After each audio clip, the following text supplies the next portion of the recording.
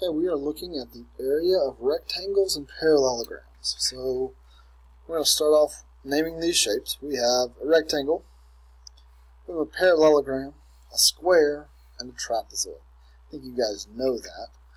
The area is the space inside of a two-dimensional figure. I also want to add that we measure in square units, or in units squared.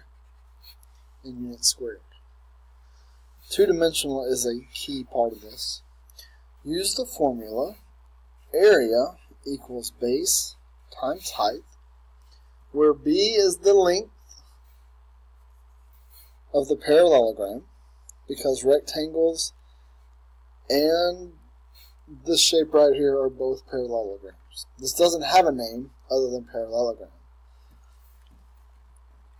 The length of the parallelogram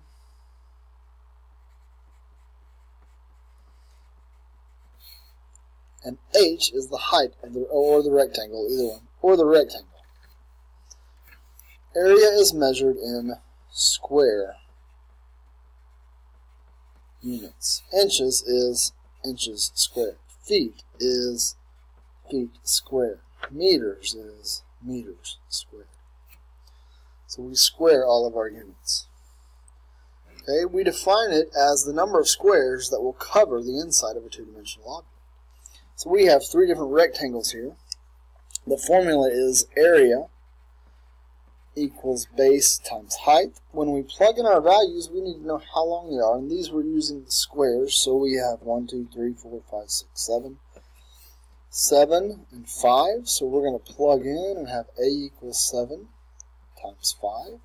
So area equals 35 units squared. We don't have any inches, feet, or anything, so we're going to use units squared. This rectangle is 6 by 9. The area is area equals base times height. We plug in 6 times 9. We have an area of 54 units squared. This rectangle has 4 by 4, so which makes it a square. The formula is still area equals base times height. We're going to plug in our values. 4 times 4, the area of this shape is 16. And to check, when you have the grid, you can count them. 1, 2, 3, 4, 5, 6, 7, 8, 9, 10, 11, 12, 13, 14, 15, 16. So you should be able to count the number of squares that you said there were. Alright, I'm going to ask you to pause the video and solve 4 and 5 real quickly. And then when you're ready, unpause the video. And I'll walk you through it. So the formula is area equals base times height, because they're both rectangles. So we do area equals 3 times 8.6, which gives us an area of 25.8 centimeters squared. We have our units here. We have 2 1/4 and 1 1/2. The formula is area equals b times h, base times height. Area equals 2 1/4 times 1 1/2. We wind up with an area of, now we have fractions, we have mixed numbers, so we have to turn those into improper fractions. So we have 9/4 times 3/2. And how do we multiply fractions? Top times top, which is 27. Bottom times bottom. So we have 8 27s. 8 goes into 27 3 times with 3 left over. So that's 3 3/8 feet squared. The dimensions of a parallelogram are also referred to as base and height.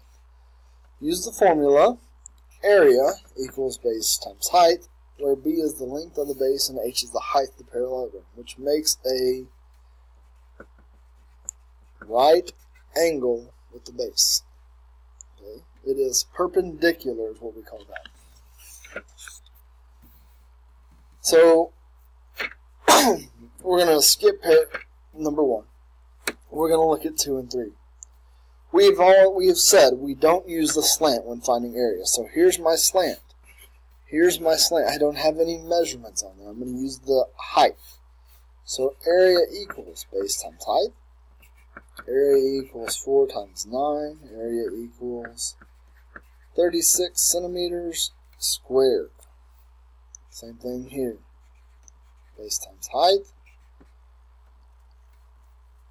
I have area equals 1 1/3 times 2.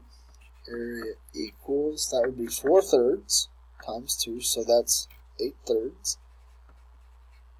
So my area equals 2 2/3 feet squared. Alright, that's it for rectangles and parallelograms.